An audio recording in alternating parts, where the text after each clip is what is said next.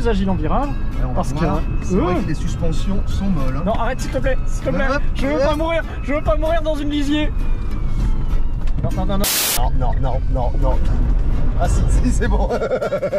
J'en profite pour faire un petit coucou aux copains de chez Autoloisirs Bordeaux-Mérignac et de leur adresser un petit merci pour le prêt de la voiture comme d'habitude. Sur ce, bonne vidéo. Bonjour à tous, bienvenue sur la chaîne de Loutemier Motor. Je me présente, je suis Caillou, je remplace ce vieux couillon de Léo Motorbike là qui est plus là. Écoutez, on va tester une petite merguez aujourd'hui. Ça s'appelle comment déjà? Attends, c'est une Ligier Rebelle X. Il n'y a pas le nom là quelque part derrière. J'ai l'impression d'être sur Wii ou sur 3DS en train de personnaliser mes Mi là. Bon, on s'y colle? Allez, let's go.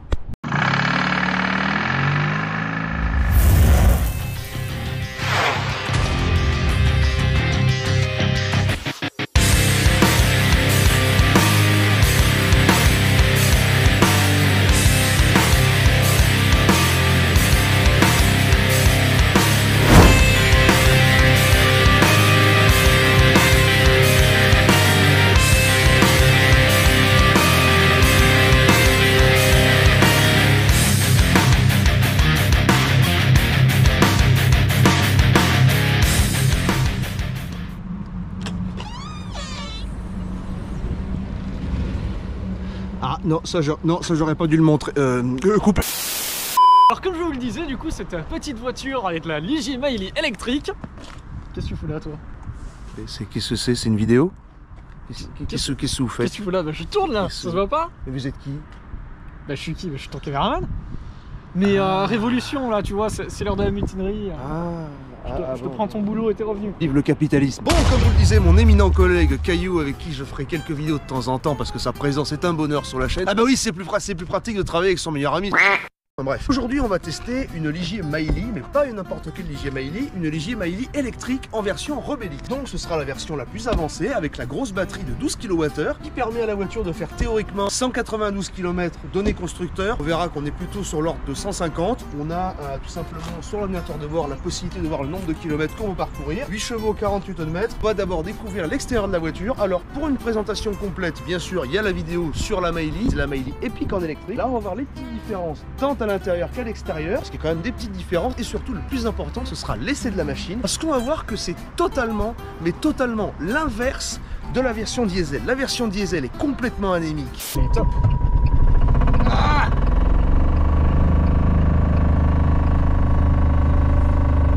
Fait un bruit pas possible, celle-ci est vraiment agréable à conduire pour une voiture sans permis.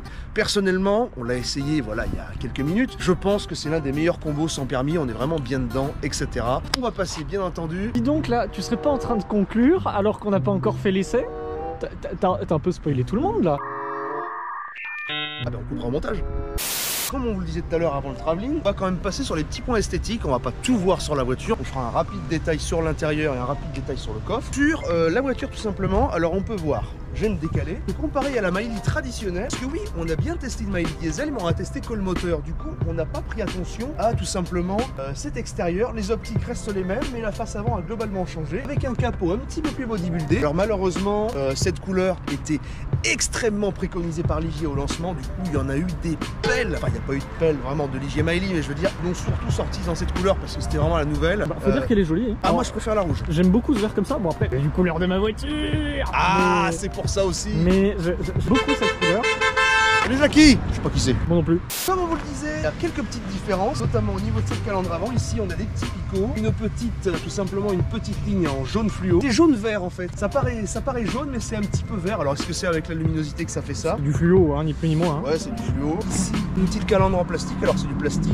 C'est du plastique utilitaire, comme on croise partout. Ça coûte moins cher à la fabrication. Une petite lame ici en verre. Bon, c'est joli. Ouais, ça rend bien, franchement. Exact, ouais, on va passer sur le Checo. Ah, on peut voir ici, le moteur. Donc, le moteur, on le détaillera après, tout simplement. On verra la fiche technique aussi. Voilà, le moteur, t'es mignon. Ah si, on voit tout le moteur, on voit toute l'électronique, tout le moteur. Sur le côté, ben là ça change pas trop. Par contre, on a simplement ici une petite bande. Comment pourrait-on appeler ça? Parce que moi j'ai aucun vocabulaire, c'est ça le truc. De toute façon, les abonnés le savent. Hein. C'est le même air bump qu'on avait chez Citroën. Ouais, des air bump, ouais. Des air bump et des élargisseurs d'ailes, on va dire. Des arches d'eau. Des arches d'eau, c'est mieux, ouais. Le petit catadioptre, la mention Rebelle X. Et là, globalement, ça ressemble, hein. Ça ressemble un petit peu. À part qu'ici, on a le haillon, ce qu'ils appellent le pack haillon, c'est-à-dire que normalement, on a que la vitre. Et là, il y a en possibilité de mettre ça, parce que c'est vrai que la vitre, ça fait quand même pauvre. Hein.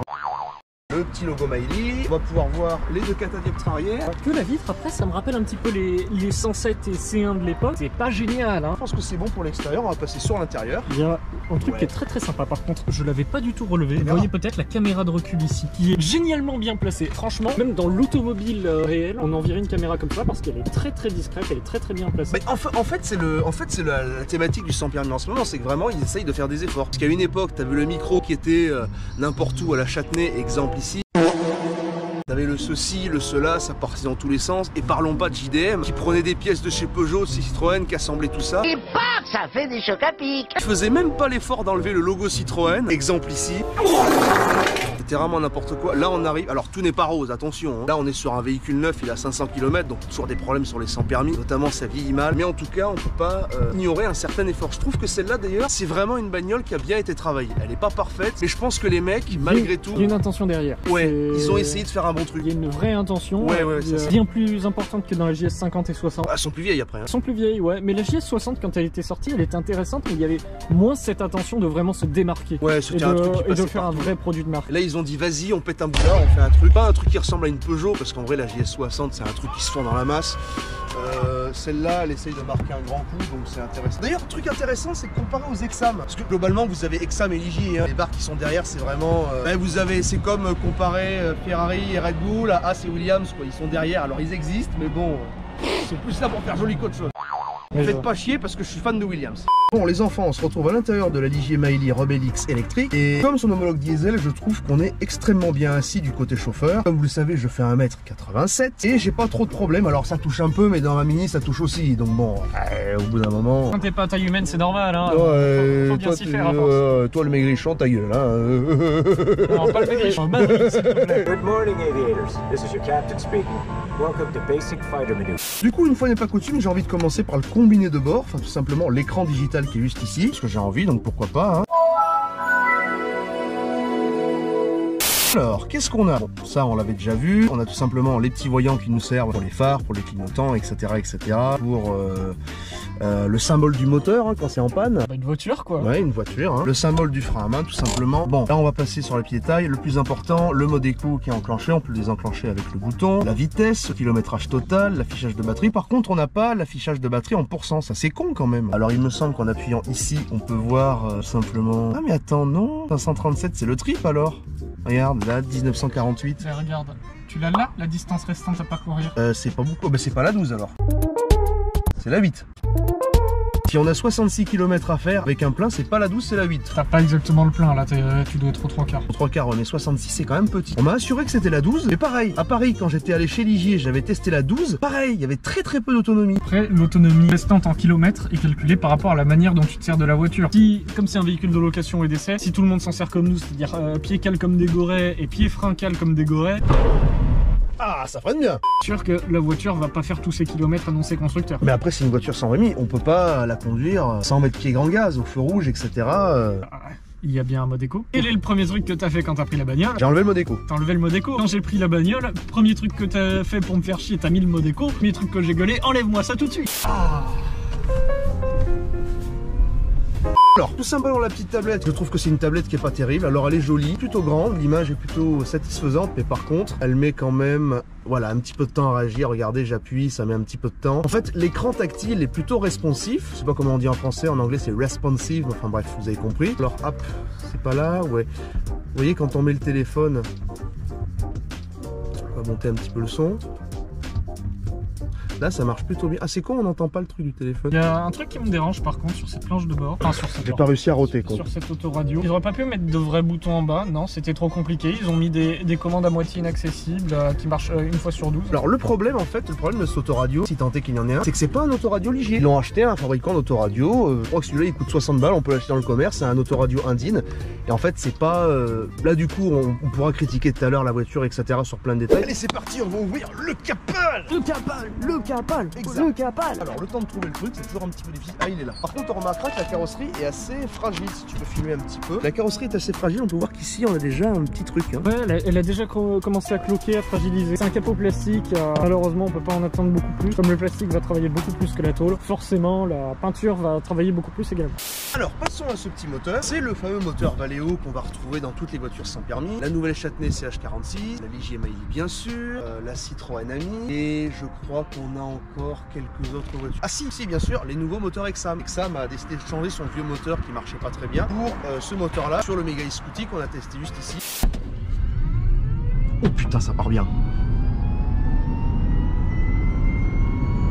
Il était un poil mieux réglé sur la Mégane Scooty, ou alors la Mégane Scooty était peut-être un petit peu plus légère, mais en tout cas on avait un petit gain de performance comparé à celle-ci. Donc on peut voir le bloc ici. Alors c'est vraiment un tout petit bloc, c'est le bloc de la Citroën Ami comme on le disait. Alors on va pas le toucher pour pas prendre une châtaigne. C'est pas très gros, hein. C'est vraiment 2 à 3 fois plus petit qu'un moteur diesel, on peut tout voir. Le moteur, l'alimentation, la boîte de vitesse, les cardans, ici la batterie accessoire, la courroie tout simplement, et c'est là qu'on voit que ce moteur est exactement le même que le moteur de la Citroën Ami, puisqu'on peut trouver le même exemplaire sur internet, etc. Au niveau de la puissance, alors on arrive à une puissance de 8 chevaux, c'est-à-dire 6 kW. Ligier nous affirme que la voiture développe un couple de 10,4 Nm, et on pourra voir qu'en fait il est beaucoup plus important, puisque la Ligier Mailly diesel était promulguée, n'est-ce pas, pour 26 Nm. On peut voir que cette voiture a beaucoup plus de performance. Alors moi ce que je pense, c'est que pour des questions d'homologation, ils ont donné le couple en mode éco. On verra qu'il y a vraiment beaucoup de différence entre le mode éco et tout simplement le mode normal. Ça peut d'ailleurs vouloir dire que le moteur est plus puissant que ce qu'exige la législation, d'où le fait de jouer avec les chiffres. Oui, c'est pas ma voix mais celle de Google car mon micro est naze. Et ouais mon gars, qu'est-ce que tu vas faire?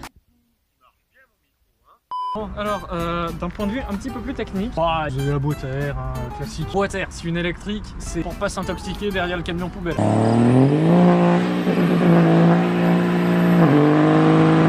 Si tant est que tu arrives à le suivre. En plus sérieusement, d'un côté technique, c'est plus ou moins assez bien disposé. Ici vous avez le chargeur embarqué. C'est un petit peu complexe, une voiture électrique embarque son chargeur. Et je sais c'est bizarre. Et la partie qui va transformer le courant qui arrive de votre prise en courant pour la batterie. L'alimentation. Non, c'est pas l'alimentation, c'est vraiment le chargeur. C'est celui qui va déterminer quel courant va à la batterie, quel courant va au moteur. Quand vous êtes en frein moteur, qui va transformer l'énergie de la machine de traction électrique en énergie pour la batterie. La batterie accessoire ici qui est indispensable, qui est d'ailleurs assez grosse je trouve. C'est une batterie en 12 volts. Hein. Je trouve ça assez étonnant. Bon après il y a de l'infotainment à l'intérieur. Par contre, je me permettrais de faire une petite intervention. Sur les JS50 et 60, cette batterie là est sous les sièges passagers. Donc là c'est quand même bien de l'avoir ici, c'est quand même plus pratique. Du coup non, puisque ça force à démonter le chargeur embarqué. Et là ça fait chier. Ce qui est de la chaîne de traction en elle-même, on en a déjà parlé, hein, c'est le moteur Valeo, c'est de base un alternateur qui est utilisé sur les modèles Peugeot hybrides. Donc tout ce qui va être 5008 hybride, 3008 hybride, C5 hybride et j'en passe, c'est l'alternateur. C'est ce qui sert à recharger la batterie de traction et la batterie d'accessoires des modèles hybrides Peugeot.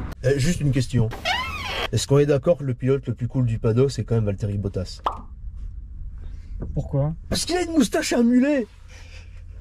C'est le mec le plus cool du paddock. Ah tu vois qu'en plus. Bien sûr que ça rec. C'est beau la F1. Oui c'est vrai. Ah d'ailleurs pour la petite histoire, Ligier à la base faisait des Formule 1.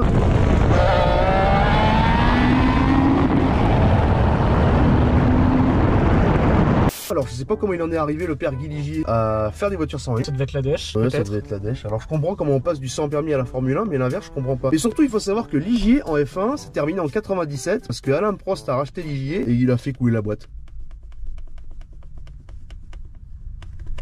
Pas pratique. Bon, on va commencer en mode éco, hein. Y aller doucement.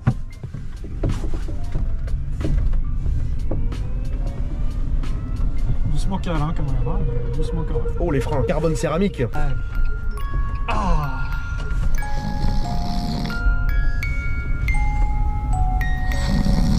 Alors qu'est-ce que tu peux nous dire sur tes premières impressions de conduite? Premières impressions de conduite, c'est que le siège chauffant marche plutôt bien, mais seulement quand t'es conducteur. Ah oui, il n'y a pas de siège chauffant quand t'es passager. En mode éco, le moteur a l'air assez mou, j'ai beau mettre pied calme. Là je suis quasiment à fond et pourtant la voiture ralentit, je suis à 21 km/h. Et là si je lâche les gaz dans le rond-point, la voiture s'arrête littéralement. Il y a un frein moteur qui est monstrueux en mode éco sur cette voiture. C'est agréable ou pas, dépend des conducteurs. Et là je suis pied calme, 37, 38, 39, 41, 42, 43... 24, elle est en semi-galère. Contre 39, 36, 34, 31, 27, 24, 21, 17. 4, 3, 4, 2, 1, 3, 6, 2, 0. Et hop. Et j'ai quelqu'un derrière qui va me biper le cul. Vas-y, mets-toi en mode sport. Je vais me mettre en mode sport pour l'insertion au rond-point. Ah, ça marche déjà mieux, hein. Et j'ai pas bougé mon pied. Là, je suis en frein moteur et ça descend moins vite que ça n'accélère. Il est beaucoup moindre. Merci madame. Hop. Bon, par contre, avec la direction, ça se manie à une main. La direction assistée est très agréable. Bon, la suspension, est-ce qu'on en parle de la suspension? Elle est très molle. Mais en vrai, ouais, ça louvoie. J'ai l'impression d'être dans une 2 chevaux, sauf que là, la 2 chevaux, elle va se retourner. Par contre, ça marche mieux. Ouais, Ça se sent, hein. Et là, je suis pas pied cal et je maintiens le 48 sans aucun problème. Prendre à droite. J'ai cru qu'on allait se retourner là, mon copain. Le siège chauffant, c'est un bonheur. Je peux me planter les couilles en paix là. Bah, je vais tester tantôt alors. Ça, c'est l'armée, ça. Par contre, le moteur fait un bruit assez monstrueux par rapport à, encore une fois, hein, le comparatif c'est Citroën Ami, parce qu'un moteur. Crois-moi, j'ai testé la Mega e-Scooty il y a quelques mois et là, la Mega e-Scooty, elle hurlait. À la réflexion, je pense que c'est plutôt l'Exam Crossover de 2022 que j'ai testé il y a quelques temps qui hurlait. Quand on a du bruit à haute vitesse, entre guillemets, à 50 km/h, on a un peu de bruit. Alors je trouve ça un peu bizarre. Ouais. C'est beaucoup plus fort. Celle-là, ça va en comparaison. Je comprends pas pourtant parce que la Citroën Ami, il n'y a rien au sens propre du terme, c'est vide. Et pourtant, le moteur fait moins de bruit que là. Alors je sais pas. Ah, moi je trouve pas. Moi je trouve que justement dans la Citroën Ami, ça résonne. Hein. Ça résonne, oui, parce qu'il n'y a rien, mais c'est pas le bruit du moteur. Bon, en fait, le truc, c'est que le mode éco, il faut l'activer quand t'es pied cal à 45 km. Ouais, faut jouer avec. C'est ça le truc, faut jouer avec. Tu l'enclenches, tu désenclenches, tu l'enclenches, tu désenclenches. J'ai envie de dire, mode éco, ça va être pour les gens qui savent pas conduire autrement que pied cal. Ouais. Faudrait limite des palettes au volant hein, pour régler ça. Je sais pas. Petit câble? Allez, bon, tu réussiras pas. Hein. Fais gaffe quand même. Hein. Non. Ah si, c'est bon. Maintenant, c'est mon tour de m'amuser. Alors c'est parti, pied cal. Il y a le pif qui monte un peu. Un peu. Ouais, ça va franchement. Allez, on va de suite passer pour le 0 à 50. Hop, je vais me placer parce que là c'est à peu près droit. Par contre, les freins font du bruit. Allez. 3, 2, 1. Oh ça je suis que aussi 3, 2, 1. Top. Putain, le moteur a du mal à lancer par contre. On a l'impression qu'il veut éviter de burn. 48, on va en refaire un tout à l'heure. Franchement, ça marche bien. Ça a l'air pas horrible pour un 0 à 50. Si, franchement, il est pas mal. On doit être en 7 ou 8 secondes. Ouais. Là, on est deux en plus. Ouais, on est deux dans la bagnole. Bon, après, c'est les avantages électriques. Le couple est tellement infini que. C'est vrai qu'elle a un peu de mal à se lancer, mais une fois qu'elle est lancée. Vraiment, j'ai l'impression qu'elle travaille avec la limite de l'adhérent dans la motorisation. Ouais, parce qu'elle a des roues qui sont fines. Elle a des roues qui sont très fines et elle est très légère. On vous le dira jamais assez, mais le poids contribue à l'adhérence. Ah, bien sûr. Une voiture plus légère est une voiture qui adhère moins. Pourtant, une voiture plus légère est plus sportive et plus agile en virage. Parce que. Les suspensions sont molles. Hein. Non, arrête s'il te plaît, je veux pas mourir dans une lisier. Non. Allez, on y va. Ah, là on a senti là. C'est une espèce de pseudo ESP. C'est un petit peu bizarre. Il n'est pas censé y avoir le ESP. En tout cas, il n'y a aucune mention d'utilisation de l'ESP de cette voiture. Mais il y a comme un ESP. Quand la voiture est en limite de grip, elle bloque. Alors, comme le moteur n'est pas puissant, c'est pas violent. Mais en tout cas, on le sent. On sent que ça arrête. Ça ressemble beaucoup aux ESP des vieilles voitures où vraiment clac, ça s'arrêtait d'un coup. On va refaire un petit 0 à 100 pour comparer avec les deux. 0 à 100, 0 à 100. 0 à 50, 0 à 50. Je préfère, oui, je préfère. Ah, écoute, on est au milieu. 3, 2, 1, go.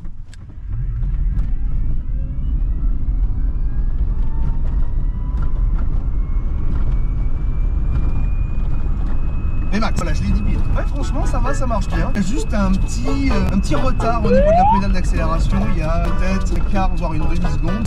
Alors, c'est pas gênant. C'est vrai que d'un point de vue conduite sportive, voiture électrique, ça aurait peut-être été un peu plus sympa que ça rage de suite. Conduite sportive avec une voiture sans permis, mais oui, tu t'entends? Mais oui, pourquoi pas? Je veux dire, t'as bien des motos qui se conduisent avec le permis M sportif. Par contre, je t'ai vu, tu m'as mis le mode éco. Non, je te l'ai enlevé justement. Là, tu viens de te le mettre. On est en mode éco, on va pouvoir constater l'étendue des dégâts, n'est-ce pas? Ah, on va faire un petit 0 à 50 en mode éco. Allez, on s'arrête. Attends, il y a un Jean. Tu t'arrêteras plus long. Allez, c'est parti. Et 3, top. 2, bah top. 1. Il y a le papy, il attend derrière. T'es à fond là? Ah là, je suis à fond, oui. Même le tram, il accélère plus fort. Là, je suis à fond.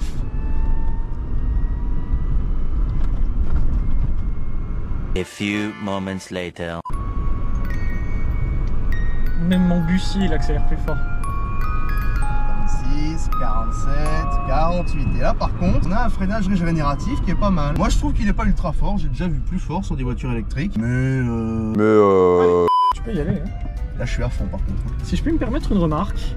Voilà, là ça part mieux. Ça accélère quand même plus ou moins 2 fois plus fort que la diesel qu'on avait essayé, même en mode éco. Ouais. Et au niveau de la position, je sais pas si j'en ai parlé, mais je trouve que c'est l'une des voitures sans permis les plus confortables à conduire. Que ce soit chez Exam, chez Ligier, chez Châtenay, etc. Je trouve vraiment que celle-ci a l'une des positions de conduite qui est les plus réussies. A contrario, je trouve que la pire, c'est la JS 60. Faut mesurer 1m60 quoi pour JS 60, 1m60. Bah ouais, logique. Dans la JS 50, faut s'appeler Tom Cruise, c'est ça? Ouais, c'est ça. Hein. Et donc en tout cas, ça se conduit bien. Ça fait un peu de bruit par contre à haute vitesse, hein, à la vitesse maximale. Et... Ah, ça met un petit peu de temps. Il y a une demi-seconde avant que le moteur s'arrête. Bon, c'est moins catastrophique que chez Exam où le truc en fait, il faut lui envoyer un fax pour qu'il s'arrête d'accélérer. Tu peux y aller. Ah, j'aime pas. Ça, j'aime pas ici. Hein. Ah, je déteste. Et là, je te mets en mode éco. Oh putain, on va essayer en mode éco. Allez. Non. Vas-y. Ah, on va mourir. Oui, parce que littéralement. Ah, regarde la vitesse. Attends, on va se remettre en mode. Ah, c'est mieux là. Ouais. Il a rien compris les récits. Merde, il s'est mis à accélérer. Par contre, le moteur pourrait aller plus vite s'il était débridé. Je sais pas s'il est débridable. Ça, je sais qu'il y a une carto qui est sortie pour la Citroën Ami qui permet de le faire augmenter sa puissance et de la débrider jusqu'à 75 à l'heure. Oh la Mercedes. Oh sa Mercedes. Prends par l'extérieur, prends par l'extérieur. Prends par l'extérieur, tu te loges derrière le camtar et comme ça tu bloques le Mercal. Il veut aller où? Mais non, il veut aller derrière.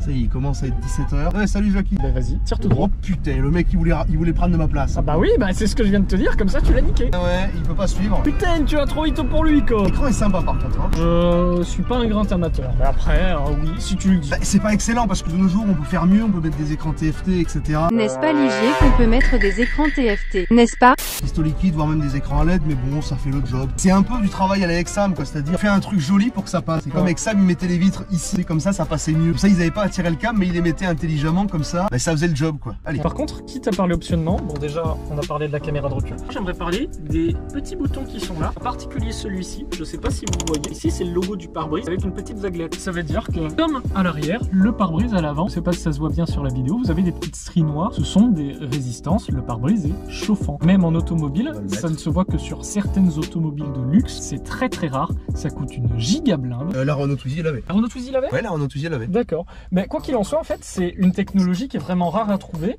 Et en fait, on sent qu'ils se sont cassés le cul. Parce que c'est vraiment une technologie qui est très intéressante. C'est pas possible, j'ai pas réussi à roter. Putain, il est coincé au fond de la gorge, cet enculé là.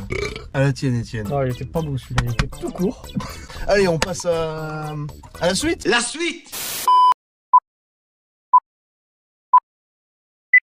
Bien, on se retrouve à nouveau pour la conclusion de la Mailly Rebellix, mais en électrique cette fois. Ah, ça fait du bien quand même d'avoir un moteur qui marche un minimum, parce que la dernière fois c'était vraiment catastrophique. Là, on a l'une des voitures sans permis qui marche le mieux. Alors, c'est bizarre parce qu'en fait, comme il est moins instantané que le DCI, je trouve qu'on ressent moins l'accélération, la puissance. Par contre, les chiffres défilent vraiment plus vite. Hein. Avec un DCI, on est à peu près à 10-12 secondes. Là, on est à moins. Sur l'autre, on avait vu qu'on était à peu près à 8 secondes. J'ai vu un test qui était à 6 secondes. Là, on était 2 dans la voiture, donc environ 150 kg de charge. Le monocylindre, on en parle? Ouais, on était à 25. 25, c'est 25 secondes, ouais. Je trouve que la position de conduite est pas mal. Je trouve que c'est vraiment un aboutissement de ce que c'est faire Ligier aujourd'hui. Conduite, c'est chouette. Conduite, c'est chouette. Ouais. Je suis un peu déçu qu'on puisse pas pas parfait, hein. tant incliner le siège que ça à cause de la place que prend le coffre. C'est vrai que ça, c'est dommage. Venez voir.